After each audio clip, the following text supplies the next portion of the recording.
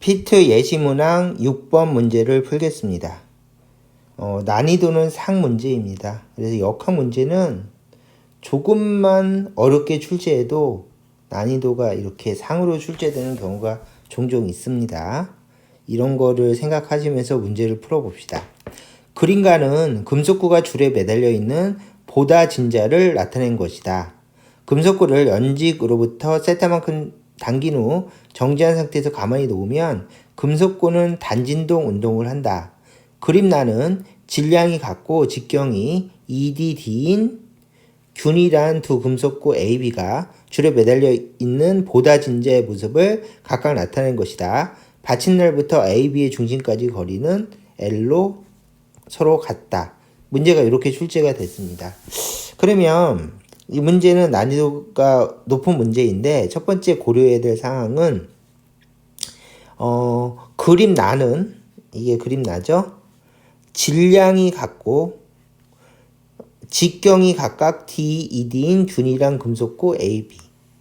그러면 우리가 보통 금속구 같은 경우에는 반지름 보니까 직경이 EDD라면 반지름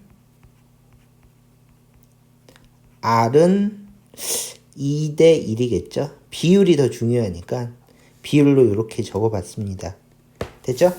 그러고 나서 단진동 운동을 한대요.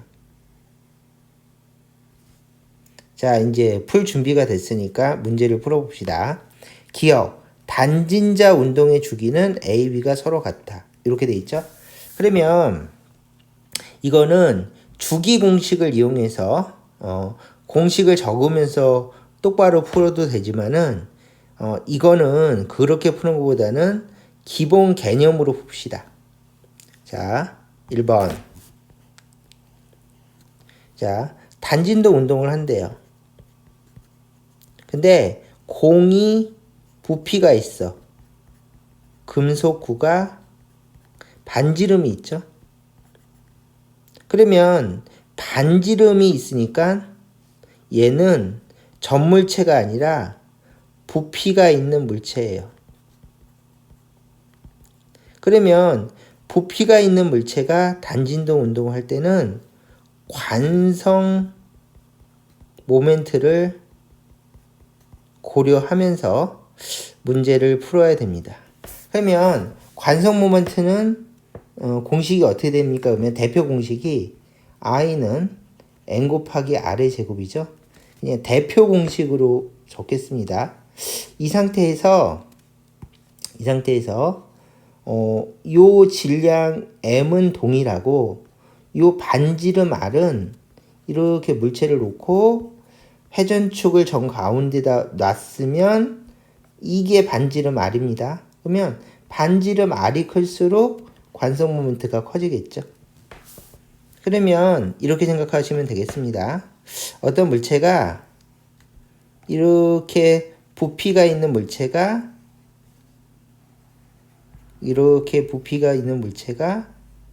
단진동 운동을 할 때는 관성 모멘트 I가 클수록 회전을 잘 못하겠죠? 회전을 잘 못함. 요게 기본 개념이죠. 관성 모멘트가 클수록 회전을 잘 못하는 건 기본 개념이니까 요거를 이용하면, 그러므로 회전을 잘 못하니까 시간이 주기가 커진다. 그렇죠? 천천히 회전할 테니까. 그래서 개념으로 문제를 깔끔하게 풀어봤습니다. 그러므로 부피가 누가 큰가 하면 A가 크죠? 그러면 관성 모멘트가 A가 크고 관성 모멘트 B는 작아요. 그러므로 주기는 A가 크다. 그래서 주기가 같다는 틀렸습니다. 그렇게 해서 풀이 과정을 잘 살펴보세요. 첫 번째, 단진동 운동이래요. 두 번째, 금속구가 반지름이 주어졌으니까 부피 물체예요. 부피 물체라면 단진동 운동에서 관성 모멘트를 고려해야 됩니다.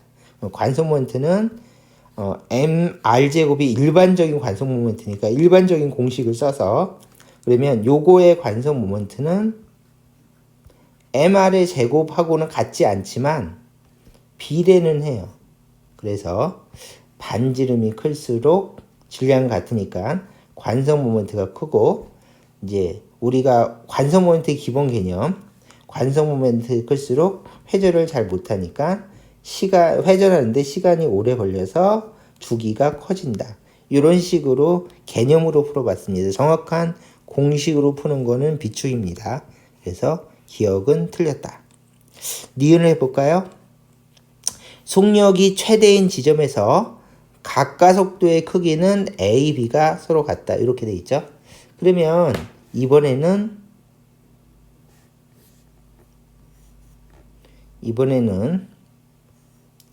잠시만요.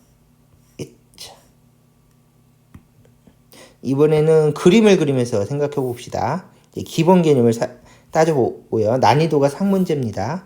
자, 볼까요? 첫째는 이렇게 생각하시면 되겠죠? 1번 가속도를 물어보면 힘을 고려해야 돼. 힘. 근데 두 번째는 가까속도를 물어보면 토크를 고려해야겠죠? 토크 공식이 있으니까. 그래서 F는 ma에서 가속도가 들어가고 토크는 i알파에서 가까속도가 들어가니까 요 공식을 써야겠다. 이렇게 돼 있죠? 그러고 나서 문제를 다시 보면 속력이 최대인 지점에서 가까속도의 크기는 A, B가 서로 같다. 이렇게 물어봤는데 속력이 최대인 지점은 어디입니까? 그러면 이렇게 물체가 바닥으로 내려올 때 여기는 속력이 0이죠.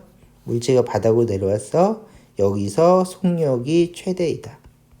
이 상태가 되겠죠. 그러면 이 상태에서 토크를 고려하고 가까속도를 고려하라고 그랬으니까 회전력학의 기본 공식 토크는 R 곱하기 F이고 그 다음에 토크는 i알파이다. 그리고 접선 가속도는 R 곱하기 알파이다. 그래서 회전력학 문제는 이 공식 3개를 다 안 쓰더라도 적어놓고 문제를 푸는 습관을 들이시면 의외로 편리합니다. 그러면 이제 생각해 볼까요? 물체가 여기 왔을 때 토크가 얼마지? 그러면 아래쪽으로 중력이 작용하고 있죠. mg. 그리고 이쪽으로 아래쪽으로 mg가 작용하고 있고 반지름 r은 여기서부터 여기까지가 반지름 r이죠. 그리고 mg가 이쪽이에요. 그렇다면 둘은 서로 180도죠. 180도. 평행 상태죠. 그래서 토크는 R 곱하기 F에서 얘네가 직각일 때만 토크이거나 또는 토크는 R 곱하기 F 사인 세타가 공식인데 여기다가 180도를 넣으면 0이 되는 걸 알 수가 있어요. 또는 여기서 판단해 주시면 되겠죠. 여기서 판단해 주시면 직각일 때만 토크가 존재하는데 R하고 F랑 서로 지금 수평이죠. 그러므로 직각이 아니라 수평이라면 토크는 0이다. 이렇게 개념으로 풀어도 되겠죠. 그래서 이렇게 공식 전체로 풀어도 되고 직각이어야지 토크인데 수평이니까 토크가 없다. 이렇게 문제를 풀어도 되겠습니다. 그러면 토크가 0이래요. 그러면 이게 첫 번째 판단. 그러면 두 번째 공식을 씁시다. 그러므로 토크는 I 알파에서 토크가 0이니까 0은 I 알파. 관성 모멘트는 0이 될 수가 없으니까 가속도는 0이다. 그래서 가속도는 0이다. 그래서 이 현상은 A, B의 공통적인 현상이니까 A도 가속도가 0이고 B도 가속도가 0이다. 이렇게 깔끔하게 결론을 내려주시면 되겠죠. 그래서 두 번째 질문. 속력이 최대인 지점에서 가까속도의 크기는 A, B가 서로 같다. 왜냐하면 가까속도가 0이니까 둘 다 같다. 이렇게 해서 니은을 풀었고요. 니은은 좋은 질문입니다. 니은을 반드시 확실히 이해하고 암기도 하셔야 됩니다. 자주 나오는 문제니까요. 자, 그러면은 니은을 풀어봤습니다. 자, 디귿을 해봅시다. 속력이 0인 지점에서 접선 가속도의 크기는 이렇게 돼 있죠. 그러면 속력이 0인 지점에서 접선 가속도의 크기는 이렇게 물어봤는데 A, B가 서로 같다 이렇게 얘기를 했죠. 그러면 이제 이것도 자세히 풀어봅시다. 난이도 상이니까. 그러면 이렇게 해볼까요?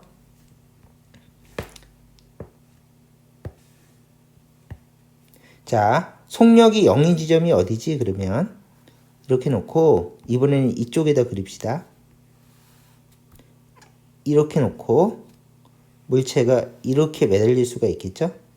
그런데 이제 구별하기 위해서 제일 먼저 우리가 전물체 먼저 얘기를 해봅시다. 어떤 물체가 이렇게 매달려 있고 여기가 각이 세트하고 이게 전물체래요. 그러면은 이 물체의 접선 가속도는 이쪽을 향하면서 가속도는 G 사인 세타이다. 그리고 얘가 일종의 원운동을 하죠. 이렇게 원의 일부를 형성하면서 이렇게 원의 일부를 형성하면서 이렇게 운동하고 있죠.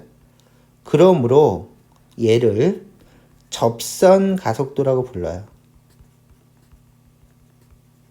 그러면 이제 필요 없는 건 지우고 다시 정리하면 이거죠. 자, 포인트가 이거죠. 전물체일 때는 깔끔하게 접선 가속도는 G 사인 세타다. 이거는 외우셔야 됩니다.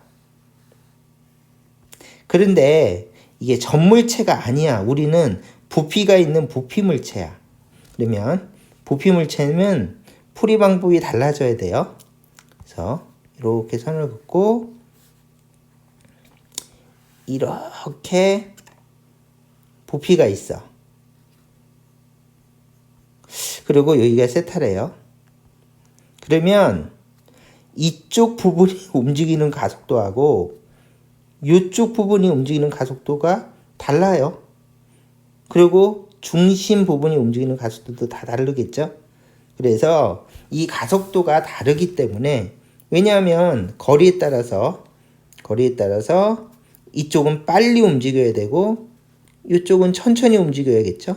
그래서 이 물체의 가속도는 거리에 따라서 달라지기 때문에 이렇게 가속도가 G 사인 세타라고 얘기하는 것은 틀렸습니다. 자, 부피 물체인 경우에요. 그러면 얘를 지웁시다. 그러고 나서 이제 생각을 해봅시다. 그러면 부피 물체의 가속도는 어떻게 구하지? 그러면은 얘가 일종의 회전이니까 이렇게 회전이니까 우리가 기본적으로 이렇게 생각하는 거죠. 회전 역학은 토크는 R 곱하기 F고 두 번째 토크는 I 알파이고 세 번째 A는 R 곱하기 알파이다. 요 세 공식을 적용을 시켜야지만 최종적으로 접선 가속도의 크기를 알 수가 있습니다. 얘가 접선 가속도. 그래서 아까도 얘기했지만은 회전역학은 이 공식 3개를 적어서 이 3개를 적용시킨다고 생각하면서 문제를 풀어야 됩니다. 그러면 해볼까요? 이게 거리 R이고요. 그 다음에 이게 거리 R인데 여기 중심까지의 거리를 문제에서 뭐라고 그랬는가 하면 중심까지의 거리를 L이라고 했죠. 중심까지의 거리를 L이라고 했으니까 그거를 편안하게 쓰면 됩니다. 그래서 얘를 지우고 이제 명심하세요. 중심까지의 거리를 문제에서 L이라고 했다. 그 다음에 중력이 이쪽으로 작용하고 있죠. mg. 그러면 이 각도는 뭐가 되는가 하면 이 각도가 세타죠. 그러면 토크 공식을 먼저 적용시키면 되겠네. 그래서 이 물체가 받는 토크는 R 곱하기 F 곱하기 사인 세타이다. 왜냐하면 직각이 아니니까 사인 세타를 주어서 이렇게 공식을 적어주고 요거를 현상에다 적용시키면 토크는 L 곱하기 mg 곱하기 사인 세타이다. 이렇게 토크를 적어주시면 되겠죠. 얘가 1번. 2번 토크는 I알파죠? 그러면 2번은 토크는 I알파니까 토크는 검정색으로 토크는 I알파라고 이렇게 적고 강조하고 그 다음에 토크에다가 L 곱하기 mg 사인 세타를 넣고 그 다음에 I는 넣고 알파를 넣는다면 그러므로 알파는 I분의 L mg 사인 세타가 되겠죠. 이렇게. 그 다음에 접선가속도는 그러면 어떻게 되겠습니까? 그러면 접선가속도는 이제 이거를 중심으로 이쪽으로 이렇게 움직이죠. 그러면 얘가 이런 식으로 움직일 때 L이 원운동의 반지름이에요. 그래서 원운동 반지름. 그러면 우리가 잘 알고 있죠? 요 A는 R알파 공식을 적용시킨다면 3번은 그림적으로 이렇게 되는 거죠. 이렇게는 A고 이게 접선가속도죠. 그 다음에 이렇게는 알파죠. 그리고 요게 반지름 R이죠. 그래서 A는 R 곱하기 알파. 그래서 공식을 적었어요. 그러면 이거를 위에서 구한 공식을 적용을 시키면 되겠죠. 그러므로 우리가 최종적으로 구한 A는 반지름 R이 L이죠. 그래서 L 곱하기 각가속도는 I 나누기 LmG 사인 세타이다. 이렇게 복잡하게 결론을 냈어요. 그래서 여기까지 접선가속도를 계산하는 것도 의미가 있으니까. 왜냐하면 회전역학은 1번을 계산하고 2번을 계산하고 3번을 계산해서 결론을 내리는 경우가 많으니까 여기까지 계산하는 걸 연습하셔야 됩니다. 그래서 별표예요. 그럼 이제 판단만 남았네요. 첫 번째, 사인 세타 각도는 모두 같겠죠? 같은 각도로 벌려야 되니까. 그리고 질량도 같다고 그랬고 길이도 같아요. 그러므로 질량, 관성 모멘트가 큰 A가 접선 가속도가 작다. 이렇게 결론을 내리시면 되겠죠? 이렇게 해서 요 식을 이용해서 문제를 풀었습니다. 그러면 직관적으로는 이렇게 푸시면 되겠죠? 이게 회전 운동이니까 관성 모멘트가 큰 A가 회전을 잘 못해요.